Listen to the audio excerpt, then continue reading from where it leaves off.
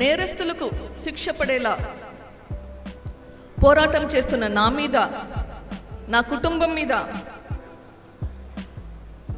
అదే నేరం మోపుతున్నారు. ఇది సమంజసమా? నాకు నా కుటుంబానికి సంబంధం ఉంటే మా మీద చర్యలు తీసుకోవాలి. అది మీ బాధ్యత. నేను కానీ నా కుటుంబం కానీ ఇది చేసింటే మమ్మల్ని అరెస్ట్ ఎందుకు చేయలేదు?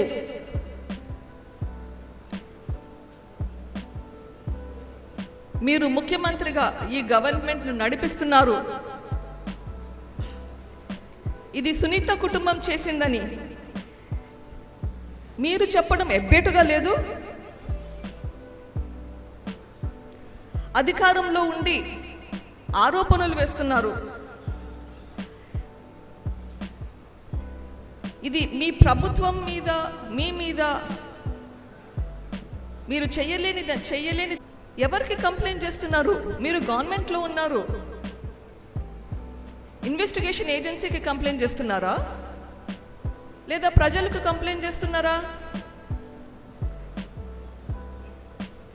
ఆరోపణలు చేస్తున్నారు. గవర్నమెంట్లో ఉండి అది తప్పు అనిపించడం లేదా మీకు? మీ బాధ్యత మీరు ఎందుకు చేయడం లేదు? నేనైనా కానీ నా కుటుంబం అయినా కానీ ఇది law and order issue.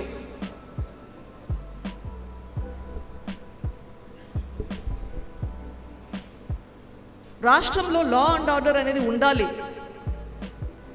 Law and ఆర్డర్కి పక్షపాతి ధోరణి ఉండకూడదు. సిబిఐ వాళ్ళు ఒక న్యూస్ పేపర్లో ఒక అడ్వర్టైజ్మెంట్ వేశారు.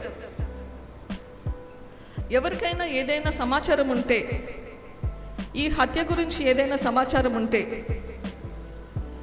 అది వాళ్ళకి అందజేస్తే 5 లక్షల రివార్డు కూడా ప్రకటించారు.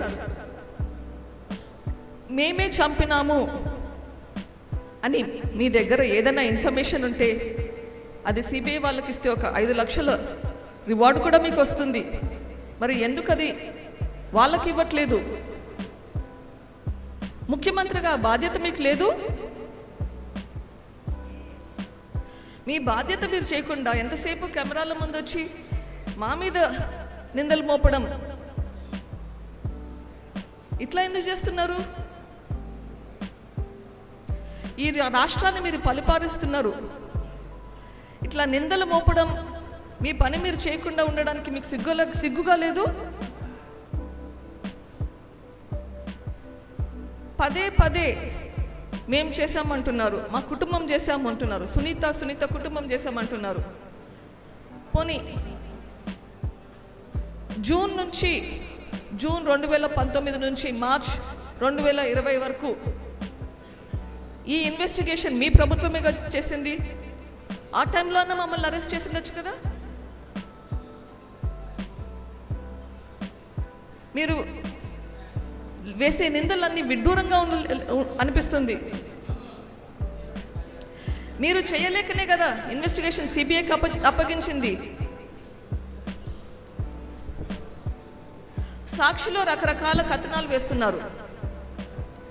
సాక్షి చైర్మన్ భారతి గారికి నాకు విన్నపం, మీ దగ్గర ఆధారాలు ఉంటే అవి దయచేసి ఇన్వెస్టిగేషన్కి ఏజెన్సీకి, పోలీసులకి అప్పగించండి. ఇన్ఫర్మేషన్ ఉండి అది పోలీసులకు ఇవ్వకుంటే అది నేరం, ఇట్స్ అ క్రైమ్. మీ దగ్గర ఉన్న ఇన్ఫర్మేషన్ దయచేసి పోలీసుకి ఇవ్వండి, ఇన్వెస్టిగేషన్ చేయమని చెప్పండి. లేదా మీకు సిబిఐ మీద నమ్మకం లేకుంటే కోర్టుకు వెళ్ళండి, కోర్ట్ మానిటర్డ్ ఇన్వెస్టిగేషన్ అడగండి. అట్లా ఇన్వెస్టిగేషన్ చేస్తే మరీ మంచిది. సీతకు అగ్ని పరీక్షల బయటికి నిందలు లేకుండా బయటకు వస్తాం.